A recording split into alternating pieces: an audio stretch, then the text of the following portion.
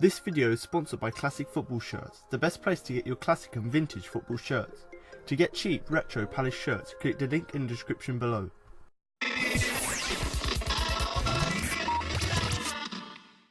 Hello and welcome to the Equals to Palace podcast. I'm Alfonso Greenbrook, and in today's podcast I'll be looking over the result against Huddersfield by bringing you my match review, player rankings and my man of the match. As well as this, I'm also going to bring you an exclusive interview with Roy Hodgson, Bakary Sako and Papa Soiree after the game. So let's begin.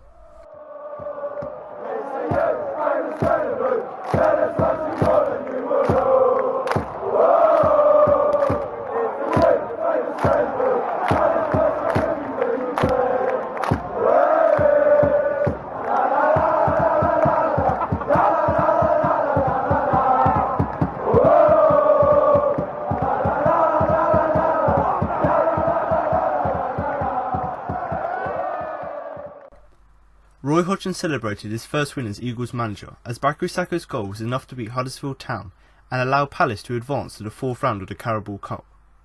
The Mali international was deployed as a makeshift striker by Hodgson and repaid his manager's faith by netting in from an Andros Townsend corner on 12 minutes, as a much-changed Eagles side put aside their poor start to the league campaign to claim a morale-boosting victory in front of their own fans. The game also saw Mamadou Sakho complete 70 minutes on his return to the lineup following his deadline day arrival, as well as Papa Soiree, who completed his recovery from his car accident over 12 months ago, as he came on as a half-time introduction. A night of encouraging signs from the home side began just after 3 minutes, when Townsend scuffed a low grass cutter straight at Joe Coleman, but 10 minutes later the long wait for a goal stretching back to the second round tie against Ipswich Town ended in simple fashion. After Chung Lee saw a shot deflected wide for a corner, Townsend delivered an in-swinger into the box, and an unchallenged Sakho had the simple task of redirecting it into the net with his head, to net his first Eagles goal in over 2 years. The terrorists quickly tried to restore parity, and their first threatening attack saw Scott Manome edge past Pacha Vanana on the right, and slide the ball across to the face of the goal to Elias Kargonda. But the striker could have done better, as he fired over his first time effort from 6 yards out. Vanana then found himself in the opposition's final third as he slumbered past two defenders before pinging one goalwards with his right foot, but it was straight down the throat of Coleman, a feat that was repeated by Townsend on the other flank a couple minutes later, as a rejuvenated Palace side pressed for a second before half-time. A couple of scares came their way from ex-Eagle Tom Hintz, who curled a free kick over the bar before being picked out on the edge of the area, but his attempt aimed for the bottom corner couldn't beat captain for the night Julian Speroni. But Hodgson's team's confidence continued to grow, and on the stroke of half-time a free-flowing move including Lee, Townsend and Sakho carved out a chance for the on-rushing Jeffrey Slupp, who hit straight at Coleman, before the opening 45 minutes ended with a Townsend piledriver flashing just wide. The good news kept coming for Palace, as at half-time Soiree made his long-awaited comeback, but with a one-goal lead their name in the hat for the next round wasn't secure, and Philip Billing blasted wide, while substitute Sabir forced a fine block by Julian Speroni. Scott Manone then fizzed a 30-yarder off target within 10 minutes of the restart, as David Wagner's team started the half much better. Then they forced Speroni into another stop, and Vander Pereira couldn't get enough contact on his effort after cutting inside the box, but Palace managed to hold firm and nearly grabbed a second goal that would ensure their progression, when Townsend saw a shot from 25 yards take a wicked deflection before spin off the mark, and from that corner Sakho saw another header from close range cleared away from danger by Aaron Moy. Huddersfield threw everything at the hosts in the final stages, and goalkeeper Coleman even joined the attack for a while in stoppage time. But they didn't come close to breaching the Eagles' defence, as Hodgson could celebrate his first win in the SE25 dugout.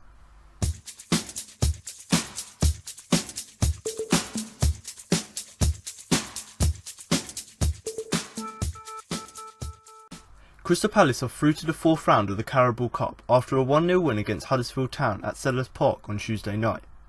It was a positive evening for the Eagles, as Roy Hodgson secured his first win in charge of the side, with Bakary Sako netting the only goal of the game in the 13th minute.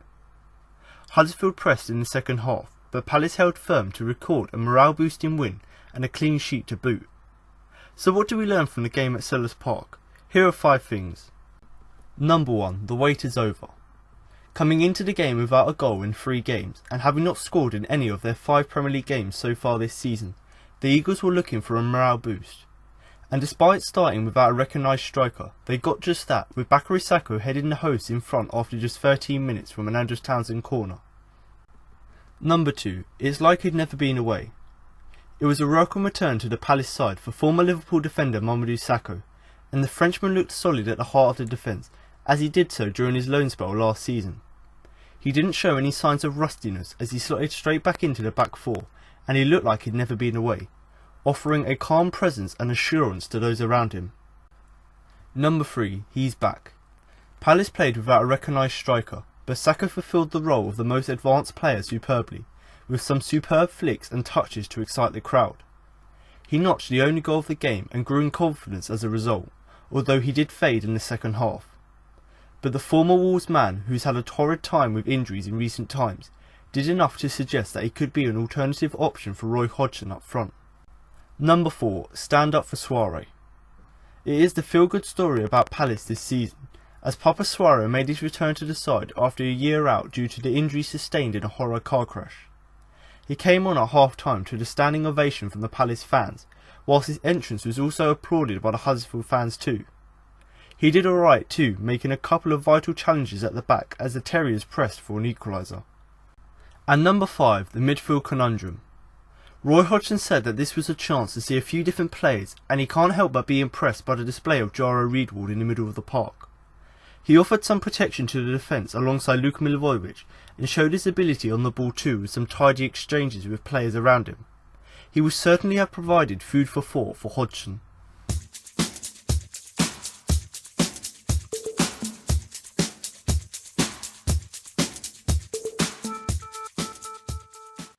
So now I'm going to move on to the player ratings, but before we do that, don't forget to follow us on Twitter and Facebook at @eCrystalPalace for all the latest Palace news. And also, if you're on Facebook, do feel free to join our Facebook group, which you can find using the @eCrystalPalace group, and it's a really good place to join in with discussions, share your opinions, and also share any videos or photos you did take at the game. Now, another great place to share your opinion is in the YouTube comment section. So if you're listening on YouTube, then do drop a comment below the video with your player ratings, rating each of the players out of 10, obviously with 10 being the best and 1 being the worst, and along with your views of the game. And that is so that when I go on back and look at the video, I can see what other fans are saying, not only looking back at what I said, but also so other fans who come to the video can also see what other fans also thought about the game, and they can compare that and comment to see whether they do agree with your opinion. But if you do want to find any of these social media pages, then of course all the links will be in the descriptions below, and like I said, I would recommend you do follow us because we do regularly update all our accounts with the latest news.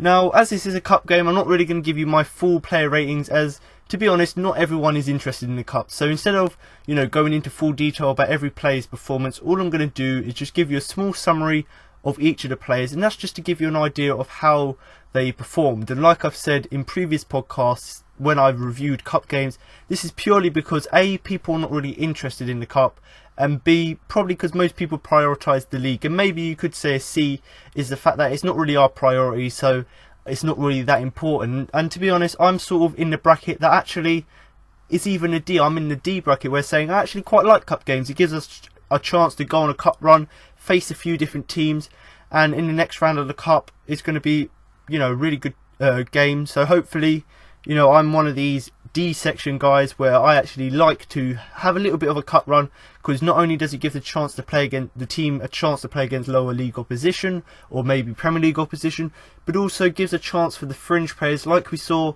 on Tuesday night with the likes of Bakary Sako coming into the side. It gives us a chance to see the fringe players.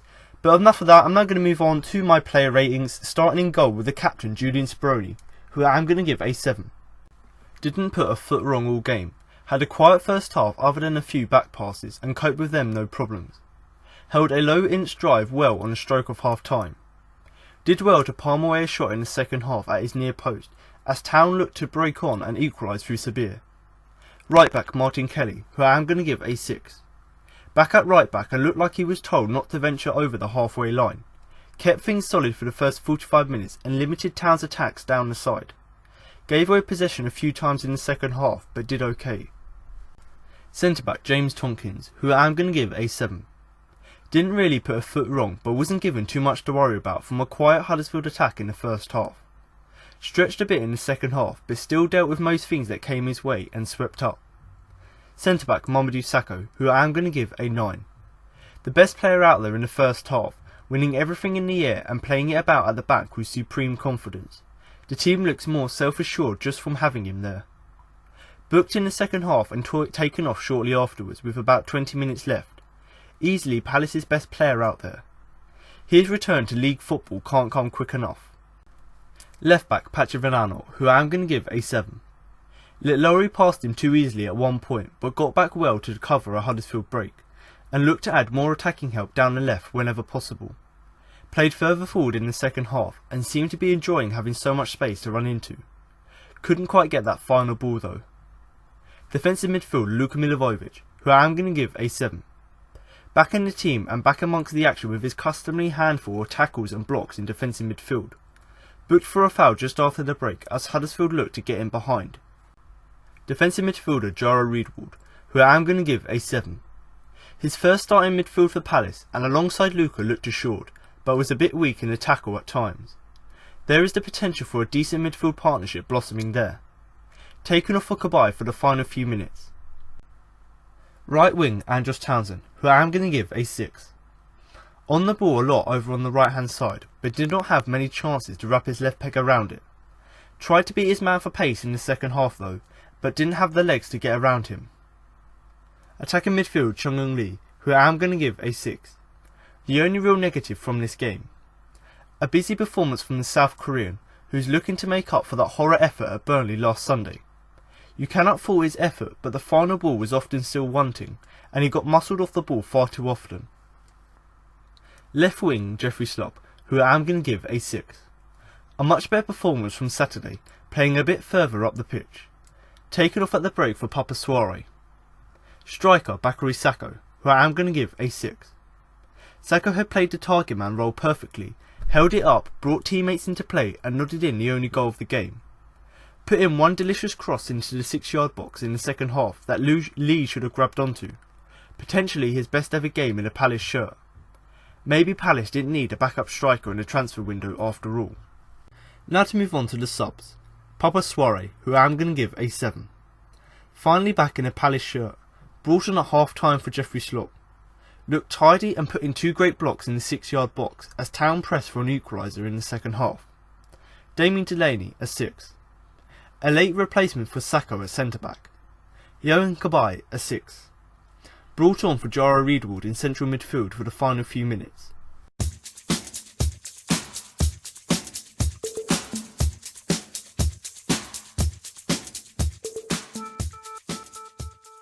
So now I'm going to move on to my man of the match award. But before I do that and give you my man of the match and who I thought had the biggest influence on the game, I'm now going to give you the 4 nominations I put forward for the man of the match award. So the 4 players I've put forward to the man of the match award who I thought, in my opinion, had the biggest influence on the game and obviously had the most impact within the team. Starting with Mamadou Sakho, Bakary Riedewald, Bakary Sako and Papa Soiree. So just to go through who I thought or why I put these 4 players on the list. Obviously Mamadou Sakho, first game back for Palace, played 70 minutes, kept a clean sheet, a very solid, not only in terms of defending as in tackling and making blocks, but also he won the aerial battle, stopped Huddersfield from getting forward and put in a really good solid performance defensively. Bakary Riedewald, everyone was writing him off after his horror show against Huddersfield. He came on against Burnley, made an impact, started this game against Huddersfield next to Milivojevic in a midfield 2, in a defensive midfield. And he was really solid as well, really good at breaking up the play, making tackles here and there, formed a really good partnership with Luka, but also his passing ability and his ability to press forward and drive forward was very good in the game. Bakary Sako as well, in terms of our attacking threat, he was the best attacking threat. Obviously he got the goal with a really well taken header from a corner, but other than that he had a few chances to have shots when he dribbled into the box. He had put in a lovely cross in the second half, so from an attacking perspective, a really good performance. And occasionally, from me watching in the stands, he did actually track back because he was on that side of the pitch. He actually tracked back and sometimes done defending. And then Papa Soiree, you know, before I go on to talk about his performance, it's amazing that this guy has overcome from his, people say, you know, career-ending injury. This could have been a life-threatening injury, considering that he was in a serious car crash, and you know he could have died. You know, worst case scenario, you know, he could have hit the car at 60 miles an hour, could have died, but he's overcome that. Most people thought he'd never be able to play football again, and within the last 12 months he's worked hard, got the support from the fans, he's got that determination, and he's got back to full match fitness. So like I've said already, you know, people could say it was a career-ending injury potentially, but I look at it and you see the pictures of him in that car with his, you know, foot all caught up in the metal. You'd think that could be a life-threatening injury. You know, he could lose too much blood, he could have had any issues wrong with him, but the medical staff, the air ambulance, they've all done a fantastic job to get him back to, you know, playing football, getting him back to a normal life. But also it's amazing on his part for that determination and drive to get forward and get fully match fit. But in terms of what he'd done in this game, obviously Jeffrey Slop came off probably a bit tired at half-time. Papa Souaré came on, a massive standing ovation from all of the fans, including the Huddersfield fans, and rightly so. You know, defensively, slotting in at left back, I thought he'd done really well. You know, yes, he may have started a bit wobbly in the first sort of 5 minutes, but as soon as he, you know, got into the game, he was, you know, passing the ball around the back, being very composed.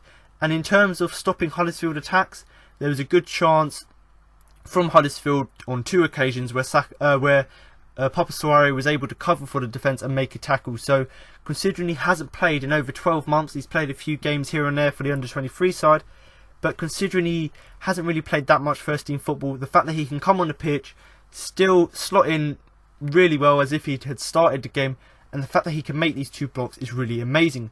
But for me, really, I think there's only really one winner for this game, and I did give him a 9 in the player ratings, and that is Mamadou Sakho. So congratulations, Mamadou.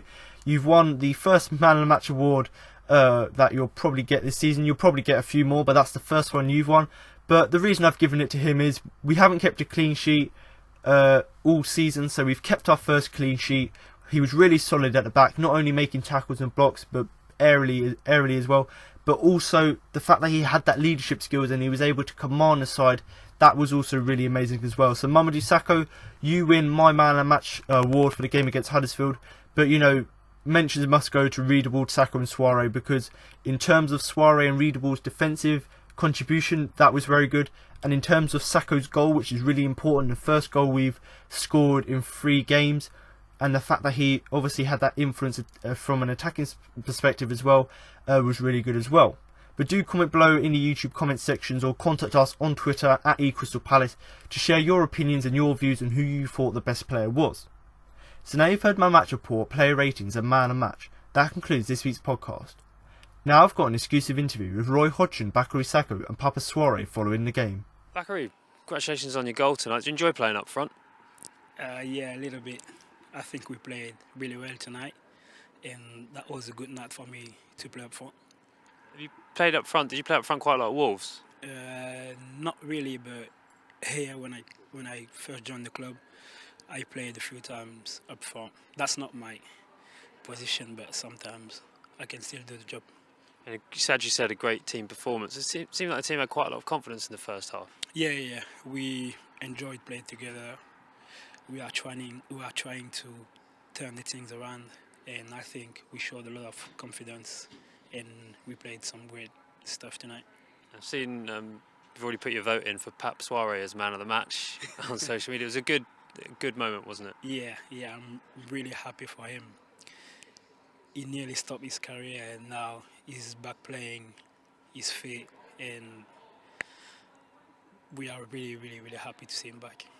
And we have Mamadou Sakho back as well today. How important is he for the team? He's massive. He's massive. He shows his confidence, and I think he lifts the team.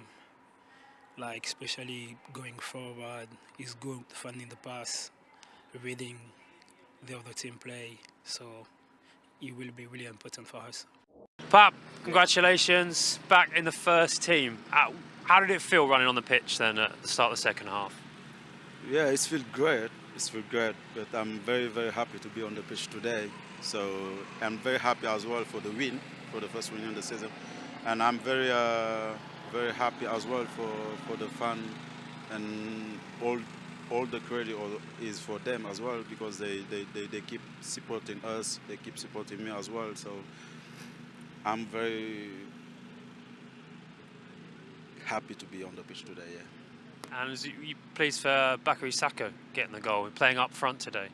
Yeah, it's good for him to get a goal, because I think He as well got a lot of injured as well, and he's back playing now, and he got a goal, and it's fantastic for everyone.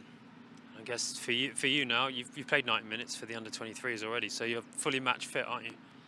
Yeah, like I say, it's just step by step. I play today with the first team. It's the different level in the Premier League. So I play 90 minutes with the 23. So today is 45 minutes with the first team. So I just take it easy like this and keep working hard and trying to get my fitness back. And finally, what was it like playing with Mamadou Sakho in the back line today? Yeah, everyone know he done well last year here, and we all know he is a good defender, and he is a very good example as well in outside the pitch in the dressing room. So it's nice to play with him at the back as well. Yeah. Roy, a win, a clean sheet, and into the next round of the cup. You're very pleased with your team tonight. Very pleased indeed. Thought that they really deserved it. Thought we deserved it for the quality of our play in the first half, in particular, where they literally hardly had a shot at goal, and we were creating chances, and we scored our goal. Towards the end, as players tired a little bit, of course, and they established a bit more possession. I was pleased with the way we defended and fought and showed that desire to make certain that the 1-0 scoreline remained a 1-0 scoreline. So there's literally nothing negative to say tonight, and in particular because it was a much changed team. It was, I won't call it experimental, but for me it was interesting because it's given me a chance over these last 2 matches to see so many players. Yeah, you got to see Bakary Sako up front. You got the goal tonight as well. Yeah, he worked his socks off, didn't he? Scored a very good goal. He's got to be pleased with himself. And Mamadou Sakho is playing his first game since coming back to the club. Must be delighted with the way he performed, and we didn't know we would get as many minutes out of him as we did. We thought he might tire earlier, but he didn't. And that's very positive news as well. And apart from that, I thought there were a lot of individual performances where people showed that they care for this club. They really do want to do well. And once again, I thought the backing of the fans was really excellent. And the players must be delighted to be leaving the field tonight with the applause of the fans ringing in their ears. It's a special moment, applause from the fans just after half-time for Pap Soiree as well. Absolutely. I mean, delight to see him back. I mean, I think all of us, Pap included, probably knows that there's still a long way to go. It's fantastic that he's got himself from where he was with a horrific injury to actually playing a game of this quality. Again, 45 minutes, but if he's really going to become the Pap Soiree that we know and love, there's a lot more fitness work, a lot more matches going to be required, but he could be an enormously important person for us, as we saw early on in the second half when he made 2 incredible challenges in the penalty area to prevent goals. And finally, just on that left-hand side, is it good to have such versatility? You're able to bring Soiree on for Schlupp and then move Patrick further forward. So you've got kind of 3 players there that can play attacking and defensive. Yeah, and of course Jason didn't play tonight, Jason Punchin. So we're not short of options down that left-hand side. We're obviously not short of options in defence because both Tompkins and Mamadou Sakho were very good this evening, in my opinion. So I don't think we're short of options. What we are short of at the moment is confidence, which is normal after a bad start, and we're short also maybe of the type of tactical work that I and my coaching staff like to do with the players to try and ensure that everyone knows their role fully and can carry it out. But there were many positive signs, but it's early days, and it's a seed really that we're planting at the moment, and that's going to have to be watered plenty of times before we can see the plant we would like to see at the end of the day.